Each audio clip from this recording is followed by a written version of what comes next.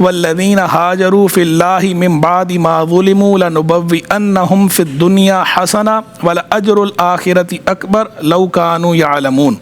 اور وہ لوگ جن پر ظلم ہوا اور ظلم ہونے کے بعد انہوں نے اللہ کے لیے ہجرت کی، ہم انہیں ضرور دنیا میں اچھا ٹھکانہ دیں گے اور آخرت کا اجر تو اس سے بھی بڑا ہے، کاش وہ جانتے۔ اور آگے اگلی آیت نمبر 42 وہ بھی اس سے لنک اپ ہے، تو اس میں فرمایا الذین صبروا وعلی ربہم یتوکلون، وہ لوگ کہ جنہوں نے صبر کیا اور اپنے رب پر بھروسہ کرتے ہیں۔ اب یہ آیت کریمہ جو ہے جس کا ہم نے انتخاب کیا اور جس کی تلاوت کا ہم نے بھی شرف حاصل کیا، یہ آیت کریمہ بنیادی طور پر سورۃ النحل کی آیت کریمہ ہے، اور سورۃ النحل 14واں پارہ ہے، اور سورۃ النحل کی آیات کل ہیں 128۔ اور یہ جو سورۃ النحل ہے یہ مکیہ صورت ہے، یعنی وہ صورت ہے جو ہجرت مدینہ سے پہلے نازل ہوئی ہے۔ تو ہجرت مدینہ سے پہلے نازل ہونے والی صورتوں کو مکی صورتیں کہتے ہیں، اور ہجرت مدینہ کے بعد نازل ہونے والی صورتوں کو مدنی صورتیں کہتے ہیں۔ تو حضور جان عالم علیہ السلام پر ہجرت سے پہلے جو آخری صورتیں نازل ہوئی ہیں ان میں سے ایک یہ ہے سورۃ النحل۔ اس کی آیت نمبر 68 کے اندر اللہ تبارک و تعالی نے یہ ارشاد فرمایا تھا کہ وَأَوْحَى رَبُّكَ إِلَى النَّحْلِ أَنِ اتَّخِذِي مِنَ الْجِبَالِ بُيُوتًا وَمِنَ الشَّجَرِ وَمِمَّا يَعْرِشُونَ۔ اس میں یہ جو نحل کا لفظ آیا ہے، اس لفظ کے اوپر پوری سورت کا نام رکھا گیا ہے۔ نحل ویسے کہتے ہیں شہد کی مکھی کو، تو اللہ نے اس کے اندر چونکہ بیان فرمایا کہ تمہارے رب نے شہد کی مکھی کے دل میں یہ بات ڈالی کہ وہ پہاڑوں پہ اپنا چھتا بنائے، درختوں پہ اپنا چھتا بنائے، اور لوگوں کے بنائے ہوئے چھپر ان پہ اپنا چھتا بنائے، تو وہاں جو شہد کی مکھی کا ذکر آیا ہے تو اس ذکر کی مناسبت سے اس سورت کا نام رکھا گیا ہے سورۃ النحل۔ اب اس کے اندر یہ جو آیت ہے، آیت نمبر 41، اس میں اللہ تبارک و تعالی نے یہ ارشاد فرمایا، ہجرت کی اہمیت ظاہر فرمائی ہے،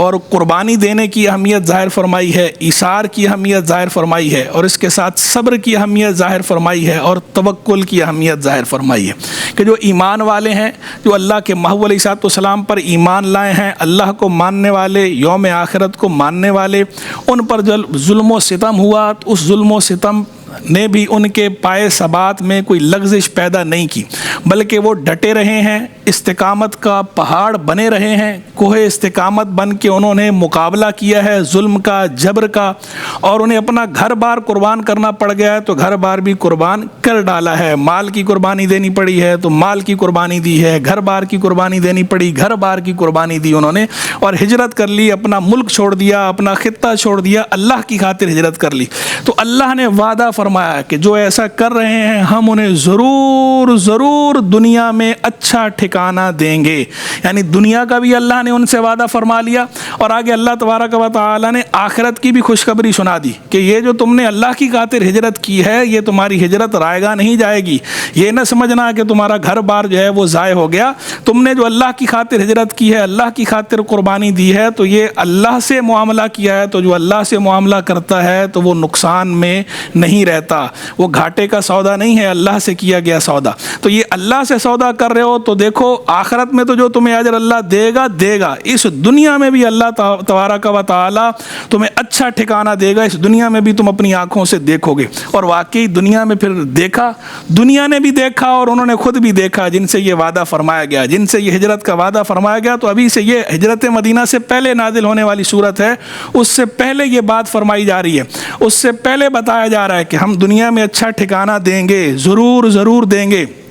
یعنی پریشان نہ ہونا، غم نہ کرنا، ہم ٹھکانہ دیں گے۔ اور ٹھکانہ کیسا ملے گا کہ وہی لوگ جنہوں نے ظلم کیا، وہی لوگ جنہوں نے جبر کیا، وہی لوگ جنہوں نے اذیتیں دیں، وہ لوگ مغلوب ہو کر، مقہور ہو کر، مجبور ہو کر تمہارے سامنے آئیں گے، اور پھر تم لوگ انہیں معاف کرو گے۔ اور وہ مدینہ جو اللہ تبارک و تعالیٰ پاک ٹھکانہ، اس سے اچھا کیا ٹھکانہ جسے اللہ تبارک و تعالیٰ نے مرکز بنایا، اپنے محبوب کریم علیہ السلام کا مسکن بنایا، اپنے پیارے محبوب علیہ السلام کا مدفع مدفن بنایا، اسلام کا مرکز بنایا، وہاں سے اسلام کی روشنی جو پھوٹی ہے پوری دنیا کے اندر پھیل گئی ہے، وہ مدینہ، وہ پیارا مدینہ، وہ مبارک مدینہ، اسے مسکن بنایا، وہاں ٹھکانہ ملے گا، اور جو فتح نصرت اللہ کی طرف سے وہ سایہ فگن ہوگی۔ تو یہ اللہ تبارک و تعالیٰ نے دنیا میں بھی دکھا دیا کہ انہوں نے دنیا میں دیکھا جنہوں نے یہ ہجرت کی، ظلم و ستم برداشت کیا، اللہ کی خاطر ہجرت کی، تو دنیا میں بھی اللہ نے جو وعدہ فرمایا تھا یہ وعدہ پورا ہو کر رہا۔ اللہ کا وعدہ ہے، اللہ کا وعدہ پورا ہوتا ہے۔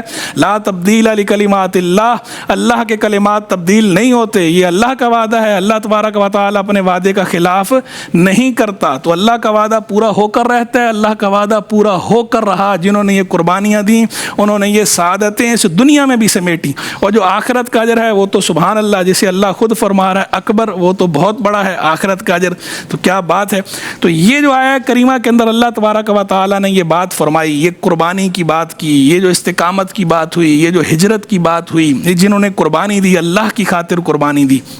تو یہ کس کی بات ہو رہی ہے؟ یہ ان ہستیوں کی بات ہو رہی ہے کہ جنہوں نے اللہ کی خاطر ہجرت کی، اور یہ ابھی مدینہ کی ہجرت تو ابھی ہوئی نہیں تھی، اس سے پہلے کی یہ بات ہو رہی ہے۔ تو مدینہ منورہ سے پہلے ہجرت کہاں ہوئی تھی؟ حبشہ کی طرف۔ اللہ کے محبوب صلی اللہ تعالی علیہ وآلہ وسلم نے خود اپنے صحابہ اکرام علیہم رضوان کو اس ہجرت کی اجازت مرحمت فرمائی تھی۔ ہوا یہ تھا کہ جب ظلم و ستم بڑھتا گیا کفار مکہ کا، سیدنا یاسر رضی اللہ تعالیٰ عنہ شہید کر دیے گئے، سیدہ سمیہ رضی اللہ تعالیٰ عنہ شہید کر دی گئیں، تو اللہ کے محبوب علیہ الصلوۃ والسلام فکر مند ہوئے، اور آپ نے خود اس بات کی اجازت مرحمت فرمائی اپنے صحابہ کو کہ تم حبشہ کی طرف ہجرت کر جاؤ، حبشہ چلے جاؤ، کہ وہاں کا جو بادشاہ ہے وہ انصاف کرنے والا ہے، وہ عدل کرنے والا ہے، ظلم نہیں کرے گا۔ تو مسلمانوں نے وہاں ہجرت کی، حبشہ کی طرف ہجرت کی۔ تو یہ جو حبشہ کی طرف ہجرت ہوئی ہے، تو اس وقت جو لوگ ہجرت کر رہے تھے وہ پہلی ہجرت تھی نا، مدینہ کی ہجرت تو بعد میں ہوئی ہے۔ سرکار علیہ الصلوۃ والسلام کے مبعوث ہونے کے بعد پہلی ہجرت یہ تھی، حبشہ کی ہجرت۔ تو انہیں اس وقت تسلی دی جا رہی ہے کہ گھبراؤ نہیں، غم نہ کرو، پریشان نہ ہو، یہ جو تمہیں ہجرت کرنا پڑ رہی ہے اللہ کی خاطر یہ تم ہجرت کر رہے ہو، اللہ کے رسول علیہ الصلوۃ والسلام کے فرمان پہ یہ ہجرت کر رہے ہو، یہ چھوڑ رہے ہو، غم نہ کرنا، ہم اسے اس دنیا میں تمہیں ضرور اس کا اچھا ٹھکانہ دیں گے، اچھی جگہ دیں گے۔ یہ نہ سمجھنا کہ ہم مسافر ہیں، یہ نہ سمجھنا کہ ہم پردیس جا رہے ہیں، تمہیں ہم ایسا ٹھکانہ دیں گے دنیا رش کرے گی، اور آخرت کا اجر تو اس سے بھی بڑا اجر ہے۔ یہ حبشہ کی طرف ہجرت کرنے والوں کو یہ خوشخبری دی گئی، یہ بشارت دی گئی، اور حبشہ کی طرف ہجرت کرنے والوں میں امیر المومنین سیدنا عثمان غنی رضی اللہ تعالیٰ عنہ بھی شامل تھے۔ تو یہ بشارت سیدنا عثمان غنی رضی اللہ تعالیٰ عنہ کے لیے بھی ہے، اور سیدنا عثمان غنی تو اپنی زوجہ کے ساتھ تھے۔ بعض روایات میں تو یہاں تک آیا کہ اسلام میں جب سرکار علیہ الصلوۃ والسلام مبعوث ہوئے ہیں تو سب سے پہلی ہجرت کہ جو میاں بیوی نے مل کر کی، کہ ویسے مرد تو ہجرت کر رہے تھے لیکن مرد کے ساتھ عورت نے بھی ہجرت کی، میاں بیوی نے مشترکہ ہجرت کی ہے، وہ ہجرت یہ ہجرت حبشہ سیدنا عثمان غنی کی ہجرت۔ بلکہ ایک ضعیف روایت میں تو یہاں تک آیا ہے کہ سیدنا لوط علیہ نبینا علیہ الصلوۃ والسلام کے بعد سب سے پہلے جس مرد نے اپنی بیوی کے ساتھ ہجرت کی اللہ کے لیے وہ عثمان بن عفان ہے۔ تو یہ سیدنا عثمان غنی رضی اللہ تعالیٰ عنہ کی فضیلت بھی اس سے ظاہر ہو رہی ہے کہ سیدنا عثمان غنی رضی اللہ تعالیٰ عنہ نے یہ ہجرت کی تھی اور اپنی زوجہ کے ساتھ یہ ہجرت کی تھی، اور اللہ کے محبوب علیہ الصلوۃ والسلام کے فرمانے پر یہ ہجرت کی تھی، اور یہ قربانی انہوں نے دی۔ اور سیدنا عثمان غنی کی تو کیا بات کی جائے، ان کی تو ساری زندگی قربانی سے عبارت ہے۔ جتنی قربانیاں انہوں نے دی ہیں اسلام کی خاطر، اللہ کے لیے، اللہ کے محبوب علیہ الصلوۃ والسلام کے لیے، اتنی قربانیوں کی مثال شاید ہی کوئی دوسری ملے، کہ انہوں نے اپنا گھر بار قربان کیا، اپنا مال قربان کیا، اپنی جان کا نذرانہ پیش کیا ہے۔ انہوں نے ہر طرح سے تن من دھن ہر طرح سے انہوں نے دین کی خدمت کی ہے، ہر طرح سے سیدنا رسول اللہ علیہ الصلوۃ والسلام کی خدمت کی ہے۔